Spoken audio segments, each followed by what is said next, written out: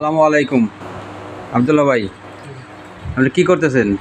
আমি ভাই এটাকে বাংলাদেশে বলে কাগজি লেবু। ওই লেবুদের শরবত দেশি একটা ফিল নেওয়ার চেষ্টা করছি ইনশাল্লাহ।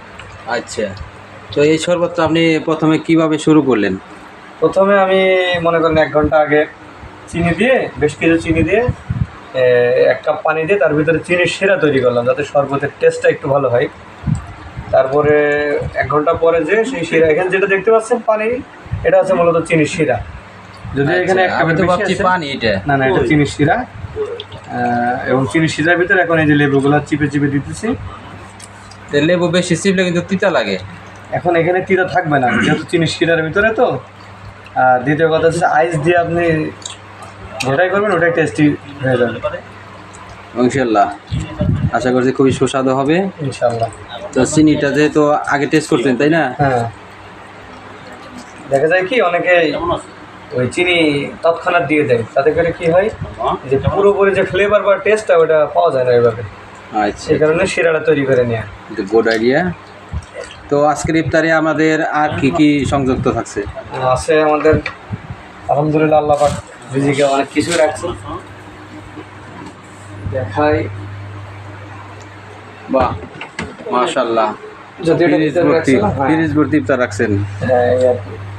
আর ভেতরে রেডগুলো আছে, যারা সিঙ্গাপুর আছে তারা চিনবে, দেশে যারা আছে তারা হয়তো চিনবে না। রেডগুলো আমাদের ইফতারের দরকার নাই। হরেক রকমের ফল এখানে, হরেক রকমের খেজুর আছে, গোড আছে। খেজুরটা জাস্ট মাশাআল্লাহ এত স্বাদ যে খেজুরের। সিঙ্গাপুরে যারা আছে তারা হয়তো বা বুঝবেন, এর আগে যারা খেয়েছেন দেখেন। এই খেজুরের নামটা জানেন? খেজুরের নামটা আমি সঠিক জানি না, তবে উপরে প্যাকেটটা আছে, এখানে পেঁপে আছে, আর হচ্ছে যে আপনার তরমুজ আছে। তরমুজটা আমরা আগে ফ্রিজে রেখে দিয়েছিলাম যাতে ঠান্ডা হলে একটু স্বাদ বাড়ে। আছে আপনার আনারস, আর এর নিচে আছে আম আছে, সম্ভবত এতটুকুই। আপেলও আছে। হ্যাঁ, আপেলও আছে, সরি আপেলও আছে, নিচে আম আছে, দেখা যাচ্ছে আম না? আছে, হ্যাঁ। এই আর কি। আবার পেয়ারা আছে, পেয়ারা, হ্যাঁ, এটা কিনে আনা হয়েছে। আর পেয়ারা খাওয়ার জন্য, আরো স্বাদ করে খাওয়ার জন্য কাশনও আছে। ওয়াও, কাশন্ত তো অনেক বছর ধরে খাই না। হ্যাঁ, ও, কাশন আছে। এই আরেকটা আইটেম।